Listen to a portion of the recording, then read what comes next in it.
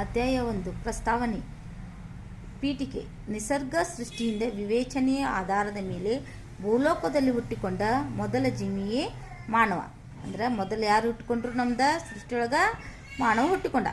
ರಾಜ್ಯಶಾಸ್ತ್ರ ಪಿತಾಮಹ ಅರಿಸ್ಟಾಟಲ್ ಹೇಳಿದಂತೆ ಮಾನವ ಸಂಘಜೀವಿ ಮತ್ತು ರಾಜಕೀಯ ಜೀವಿಯಾಗಿದ್ದಾನೆ. ಮಾನವ ರಾಜಕೀಯ ಜೀವಿ ಮತ್ತು ಸಂಘಜೀವಿಯಾಗಿದ್ದಾನೆ. ಅದೇ ರೀತಿ ಇನ್ನೋರ್ವ ಗ್ರೀಕ್ ರಾಜಕೀಯ ಚಿಂತಕ ಪ್ಲೇಟೋ ತನ್ನ ರಿಪಬ್ಲಿಕ್ ಗ್ರಂಥದಲ್ಲಿ ಆದರ್ಶ ರಾಜ್ಯದ ಕಲ್ಪನೆಯಲ್ಲಿ ವರ್ಗಗಳನ್ನು ವಿವರಿಸಿದ್ದಾನೆ.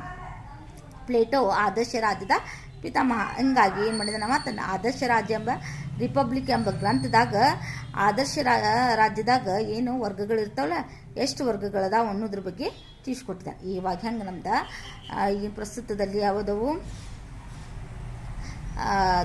4 ವರ್ಗಗಳದಾವ: ಬ್ರಾಹ್ಮಣ, ಕ್ಷತ್ರಿಯ, ವೈಶ್ಯ, ರುದ್ರ